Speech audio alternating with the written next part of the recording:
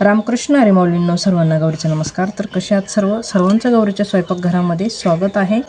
तर आज आपण बघणार आहोत तळणीचे मोदक. तर तळणीचे मोदक बघा इथे किती छान असे मस्त झालेले आहे. तर मी तुम्हाला दाखवते आणि आतून सुद्धा बघा किती छान असे मस्त झालेले आहे. तर अशा पद्धतीने तुम्ही मोदक बनवू शकता. तळणीचे मोदक खूप चविष्ट आणि खूप छान होतात. तर चला वेळ वाया न घालवता रेसिपीला सुरुवात करूया आणि तळणीचे मोदक कसे बनवायचे ते आज आपण बघूया. तर अशा पद्धतीने मोदक आपण एकदम कुरकुरीत छान असे मस्त मोदक तयार होतात. तर चला वेळ वाया न घालवता रेसिपीला सुरुवात करूया आणि मोदक कसे बनवायचे ते बघूया. आणि बारीक चिरून घेतलेले मिक्सरला बारीक दळून घेऊया. तर इथे आपण कढई गरम करायला ठेवलेली आहे. 1 वाटी गूळ घेतलेला आहे, 2 वाटी खोबरं आहे. तर तुम्हाला जास्त गोड बनवायचं असेल तर गूळ अजून घ्या किंवा साखरेचा वापर केला तरीही चालेल. 1 चमचा आपण गावरान तूप घालून घेऊया. गूळ घालून घेऊया. कढई छान गरम झालेली आहे. गूळ छान वितळून घेऊया. गॅस कमी ठेवायचा. छान गूळ वितळून घ्यायचा. गुळाचा छान पाक तयार झालेला आहे. खोबरं आपण गुळामध्ये घालून घेऊया. छान मिक्स करून घेऊया. सुंठ वेलची घालून घ्यायची आहे आणि अजून तुम्हाला काय ड्रायफ्रूट वाटले तर ड्रायफ्रूट याच्यामध्ये घालून घ्यायचे. खोबऱ्यामध्ये छान मिक्स करून घेऊया. वेलची पूड घेतलेली वेलची पूड घालून घेऊया. थोडेसे ड्रायफ्रूट घालून घेऊया. जायफळ घेतलेले थोडंसं जायफळ घालून घ्यायचं आहे. छान मिक्स करून घेऊया. जायफळ घातल्यानंतर खूप चविष्ट लागतं. अशा पद्धतीने गॅस कमी ठेवायचा किंवा मध्यंतरी बंद केला तरीही चालतं. छान मिक्स करून घेऊया. बंद करून मिश्रण थंड करून घेऊया. 1 वाटी मैदा घेतलेला आहे. मैदा स्वच्छ करून घ्यायचा आहे. मैदा मी चाळून इथे व्यवस्थित करून घेतलेला आहे. 1 चिमूट मीठ घालून घ्यायचं आहे. इथे तूप घेतलेले गावरान तूप आपण 2 चमचे तूप घालून घेऊया. लागत तूप घालायचे. पिठाला छान तूप लावून घ्यायचं आहे. अजून 1 चमचा तूप घालून घेऊया. लागत तूप घालायचं. एका वेळी जास्त नाही घालायचं. 1च वाटी असल्यामुळं तूप प्रमाणात वापरायचं. 3 चमचे तूप लावून घेतलेले. छान असा मोटकळा तयार होतो बघू शकता. आता इथे मी थोडंसं कोमट पाणी करून घेतलं, जसं बोट बुडून आपल्याला चटक्या वगैरे बसणार नाही अशा पद्धतीने आपल्याला थोडंसं कोमट पाणी घ्यायचं. जास्त कडक नाही आहे.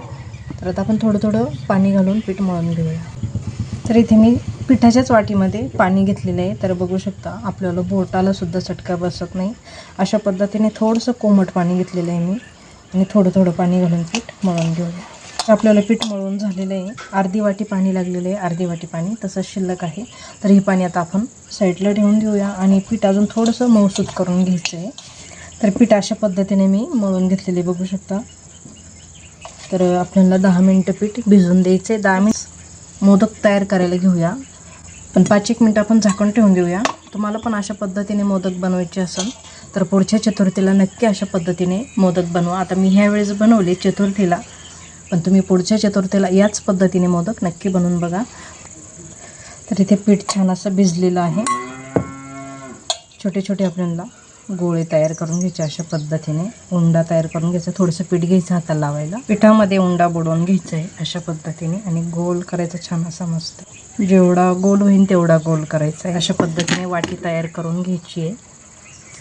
सांदुरा घ्यायचा. 1 सांदुऱ्याला चमचा घेतला जवळ तरीही चालेल. तर मी इथे अशा पद्धतीने चमचा घेतलेला आहे छोटावाला. तर चमचा फुल भरून घ्यायचे आपण. तर गोल करून आपल्याला मोदक तयार करून घ्यायचे आहे.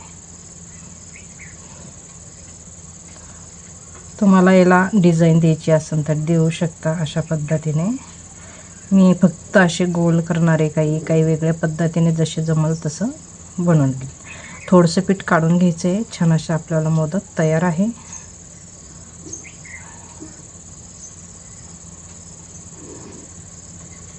तर बघू शकता छान असा मस्त मोदक तयार झालेला आहे. दुसरा पण उंडा अशा पद्धतीनेच घ्यायचा आपल्याला. छान वाटी करून घ्यायची. तर इथे आपल्याला अशा पद्धतीनेच उंड्यामध्ये सांदुरा भरून घ्यायचा आहे. छान दाबून घ्यायचं आहे. सांदुरा भरपूर घालायचा आहे. आपल्याला हे पीठ मैद्याचं असल्यामुळे सांदुरा भरपूर बसतो त्याच्यामध्ये. गव्हाचं पीठ नाही येते. उंडा फुटणार नाही काही नाही. छान असं मस्त मोदक तयार होईल इथे. तर सगळे मोदक आपल्याला अशा पद्धतीनेच बनवून घ्यायचे. बनवून झालेले आहे. तेल गरम करायला ठेवलेले. तेल पण आपण गरम करून घेतलेले आहे. तेल छान गरम झालेले आहे. मंद आचेवरच आपल्याला मोदक तळून घ्यायचे. तर आपण मोदक तळायला घालून घेऊया.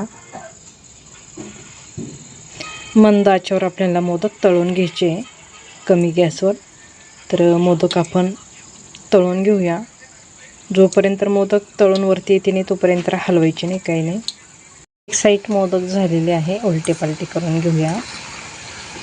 तर बघू शकता किती छान असे इथे आपल्याला मोदक तयार होता येते. तळणीचे मोदक आपल्याला खूप चविष्ट आणि खूप छान होतात. मस्त आपण तळून घेऊया.